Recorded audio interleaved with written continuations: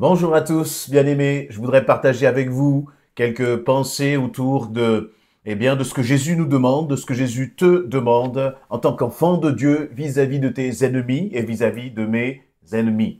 Il nous est dit dans Matthieu chapitre 5, à partir du verset 43, « Vous avez appris qu'il a été dit, tu aimeras ton prochain et tu haïras ton ennemi.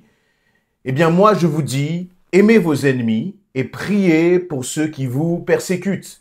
Ainsi, vous vous comporterez vraiment comme des enfants de votre Père céleste, car lui, il fait luire son soleil sur les méchants aussi bien que sur les bons, et il accorde sa pluie à ceux qui sont justes comme aux injustes. Si vous aimez seulement ceux qui vous aiment, allez-vous prétendre à une récompense pour cela ? Les collecteurs d'impôts eux-mêmes n'en font-ils pas autant? Si vous ne saluez que vos frères, que faites-vous d'extraordinaire? Les païens n'agissent-ils pas de même? Votre Père céleste est parfait, soyez donc parfaits comme lui. Amen. Ce dernier verset, déjà, je pense, nous met à l'épreuve, nous remue, bouscule nos mentalités. Je répète, votre Père céleste est parfait. Ça, nous sommes d'accord et tout le monde, comprend cela. C'est la suite qui est intrigante. Soyez donc parfaits comme lui. Le Père Céleste est parfait. Nous sommes là en termes de perfection, voire bien plus bas encore, 6 pieds sous terre. Et Jésus nous dit, soyez donc parfaits comme lui. Comment est-ce possible? Comment est-ce possible? Avant d'aller sur justement la conclusion de Jésus de ce chapitre 5, remontons donc dans ces quelques versets plutôt où finalement il nous est parlé de l'amour. Jésus dit, tu aimeras ton prochain, on vous a dit, c'est-à-dire que, vous voyez, il parle là à des juifs, il parle au peuple juif, il parle aux chefs religieux et on sait que les chefs religieux, bien sûr, connaissaient la loi de Moïse, donc tout l'Ancien Testament. Il y avait aussi toute une culture orale, une tradition orale avec ce qu'on appelle le Talmud. Et quand vous regardez dans toute cette tradition orale, finalement, l'homme avait intégré une sorte de principe, de dicton qui serait « tu aimeras ton prochain et tu haïras ton ennemi ». Ce n'est pas la parole de Dieu, ce n'est pas la Bible qui disait d'haïr l'ennemi, même dans l'Ancienne Alliance, mais l'homme avait comme amoindri les exigences de Dieu. Et c'est normal, parce que je ne peux pas aimer mon prochain si je n'ai pas été transformé par Jésus-Christ à l'intérieur. Ça ne peut pas venir de moi-même. Voyez, je peux y arriver peut-être une fois, vous me marchez sur le pied, je vais peut-être arriver à vous aimer une fois. Mais si à chaque fois que vous me marchez sur le pied, et puis un autre qui va me faire, j'allais dire, un coup fourré, un autre qui va me tendre un piège, etc., je vous assure au bout d'un certain moment, si ce n'est pas par Christ en moi, je vais commencer à haïr. C'est naturel, c'est notre chair, c'est ainsi qu'elle fonctionne. Ça peut être une épouse à l'égard de son époux, un époux à l'égard de son épouse, ça peut être dans les relations d'enfants, des relations de travail avec les collègues de travail. Et malheureusement, cela arrive aussi parfois pour des personnes qui sont dans l'église. Et donc, Jésus vient comme bousculer finalement ces principes, cette façon de penser qui consisterait à dire « j'aimerais mon prochain, je haïrais mon ennemi ». Qu'y a-t-il de plus normal à cela?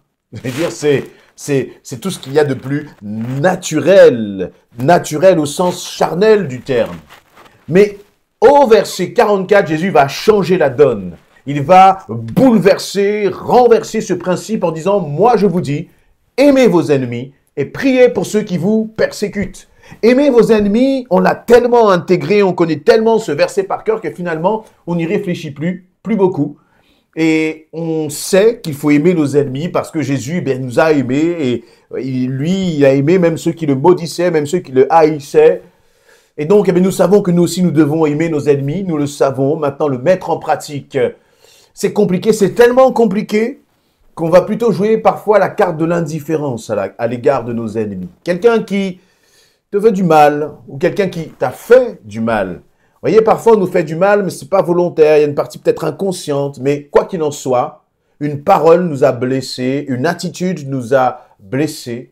Et nous préférons dans ce cas réagir en disant, alors soit soit on entre dans un conflit, et là on sait très clairement que le Seigneur nous appelle à être en paix avec tous autant que cela dépende de nous. Donc nous ne devons pas être des déclencheurs de conflits, mais au contraire, nous devons chercher la paix. Alors, pour ne pas chercher le conflit, on va se mettre en retrait. Et je crois que parfois, c'est sage de se mettre en retrait. Parfois, il est préférable parce que sinon, on va alimenter un conflit, on va alimenter une dispute. Et donc, dans ce genre de situation, si vous savez que l'autre, que la personne qui vous veut du mal, ou que la personne avec qui vous avez du mal à échanger, à communiquer, ne vous écoutera pas, c'est plus sage, dans ce cas-là, de prendre ses distances pour justement essayer de conserver la paix. Mais cependant, il y a un point clé dans cette recommandation de Jésus. Il nous dit, aimez vos ennemis et priez pour ceux qui vous persécutent. Priez. Et là, on sort totalement de la question de l'indifférence. Là, on sort de la question de, vous voyez, notre attitude qui consisterait à dire, bon, moi, je ne m'occupe pas de lui. De toute façon, il ne me veut que du mal. De toute façon, il m'a fait du mal. Quand il me parle, eh ben, ça me fait mal. Donc, je ne m'occupe pas de lui. Je ne veux pas l'approcher. D'accord. Et d'ailleurs, le Seigneur ne te demande pas de l'approcher. Il ne te demande même pas de communiquer avec lui. Mais il te demande quelque chose d'encore plus profond. Il me demande quelque chose d'encore plus profond à accomplir, c'est priez pour ceux qui vous persécutent. Priez. Pas d'être indifférent, pas de les ignorer, pas d'essayer de les oublier, pas de les rejeter. Non, de prier. Tout ce qui n'est pas prié n'est pas recevable devant le Seigneur. J'ai donné quelques exemples et vous pourriez avoir 1001 façons de réagir dans ce genre de situation. Peu importe les 1000 façons que vous aurez décidé d'agir, de réagir dans ce type de situation. Ce qui compte, c'est ce que le Seigneur nous demande. Il nous demande de prier pour ceux qui nous persécutent. Priez pour un époux, même quand c'est difficile. Une épouse, quand les relations sont tendues. Priez pour que... Et priez pour quoi d'ailleurs? Eh bien, priez pour... Déjà, je crois que la première chose, c'est prier pour que notre cœur soit gardé vis-à-vis de cette personne qui nous persécute, qui nous fait du mal, qui nous humilie, qui nous rabaisse, qui nous jalouse parfois. La première chose, c'est de garder son cœur. Parce que parfois, on peut prier pour l'autre. Seigneur, change-le. Seigneur, transforme-le. Mais dans notre cœur, il y a de la colère, de l'amertume. On a été blessé et on peut concevoir que ces blessures-là, eh bien, ça fait mal. Mais nous ne devons pas laisser cette souffrance, nous ne devons pas laisser cette blessure gangréner notre cœur avec des sentiments d'amertume, de colère que Dieu réprouve. Et donc c'est pour cela que le Seigneur dit priez. Priez pour cela. On va prier pour eux. On va prier pour ce qu'il y a dans notre cœur à leur égard. On va prier pour cette relation. On va prier pour que ces personnes peut-être puissent comprendre et marcher dans la vérité, saisir ce qui est en train de se passer. Mais que ces personnes soient transformées ou non, ce qui est important, c'est qu'en priant pour ces personnes, parce que prier, c'est finalement, ce n'est pas parler à l'autre personne. C'est prier, c'est parler à Dieu de cette personne. Prier à Dieu, c'est parler à Dieu de cette situation.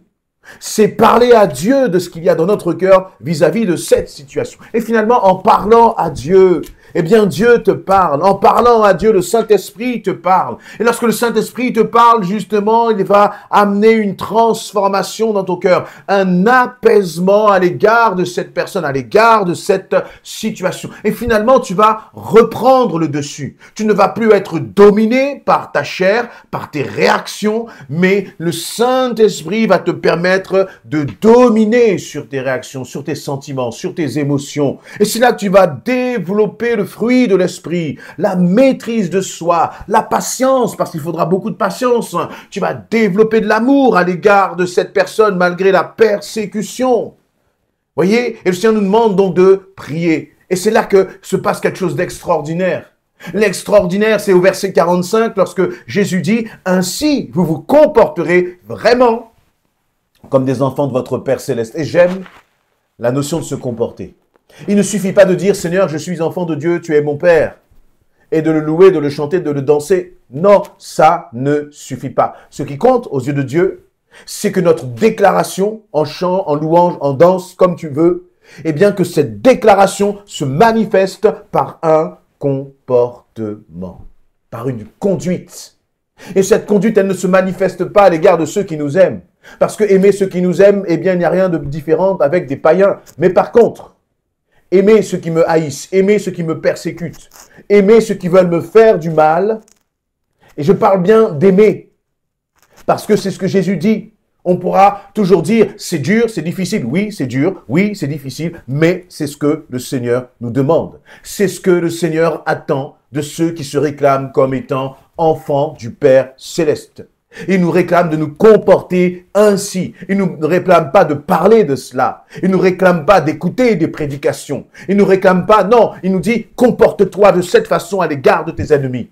Et c'est comme si finalement mon ennemi devient un thermomètre de mon identité en tant qu'enfant de Dieu. Je peux dire beaucoup de choses, mais l'essentiel c'est ce que je fais et ce que je vais faire à l'égard de ceux justement que je peux considérer comme un ennemi. Même si je ne le considère pas comme un ennemi. Mais la réalité est que cette personne peut se comporter à ton égard comme un ennemi. Et donc au comportement méchant, blessant, rabaissant, humiliant de cette personne, tu dois opposer ton amour, l'amour de Jésus-Christ. Et encore une fois, pourquoi est-ce que, eh bien, Jésus va commencer en disant, il vous a été dit, tu aimeras ton prochain et tu haïras ton ennemi, parce que ça, c'est ce que nous savons faire, aimer notre prochain et aimer notre ennemi.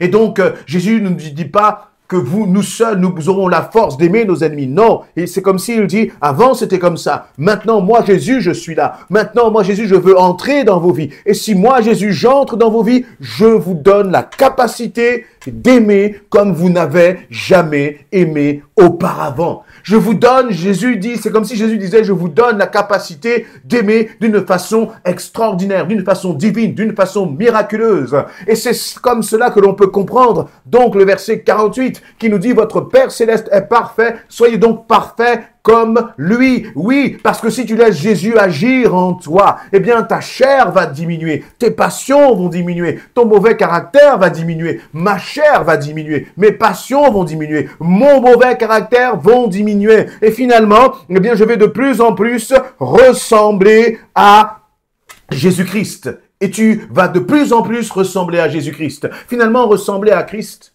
ça commence par l'obéissance. Plutôt que de nous dire c'est impossible, c'est trop dur, c'est trop compliqué, je n'y arriverai pas. Plutôt, eh bien, disons-nous plutôt, Seigneur, je veux faire ta volonté. Et je sais qu'en désirant faire ta volonté, toi, tu vas m'aider.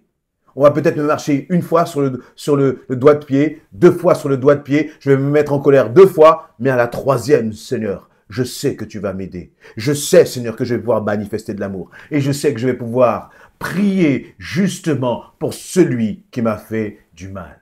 Et d'ailleurs, vous voyez, si on veut avancer dans cette dimension-là, eh bien, si on veut que notre comportement change, il faut arrêter de réfléchir, il faut arrêter de se poser 1001 questions, il faut arrêter de se donner 1001 excuses, et tout simplement commencer à rentrer dans sa chambre, s'enfermer, écrire le nom peut-être de celui ou de celle ou de ceux contre qui, eh bien, tu as des sentiments qui sont négatifs, ou des sentiments d'indifférence, et de commencer simplement à prier. Et puis lorsque tu vas prier, je crois que le Saint-Esprit va te remplir. Je crois qu'il va te donner les mots. Et lorsque l'on dit prier, on peut être vrai devant le Seigneur, dire Seigneur, tu vois cette personne, j'ai du mal avec cette personne. Je suis en colère contre elle. Je suis blessé par rapport à ce qu'elle m'a fait. Mais Seigneur, eh bien, je viens à toi et je veux ouvrir mon cœur devant toi. Et je crois que si on est vrai avec le Seigneur, dans notre prière, de toute façon, il connaît notre cœur. Donc, ce n'est pas la peine d'essayer de jouer, une pièce de théâtre dans nos prières avec le Seigneur. Il sait exactement ce qui se passe au fond de notre cœur. Mais sauf que là, nous décidons de lui ouvrir notre cœur sur cette situation. C'est comme soulever, vous voyez, le tapis là où on avait caché la poussière, on avait caché quelque chose qui était un peu honteuse, qui était un peu sale. On soulève le tapis, on ressort tout ça et on dit, Seigneur, maintenant tu nettoies. Et je crois que le Seigneur fera son œuvre dans ton cœur si tu décides de prier. Amen.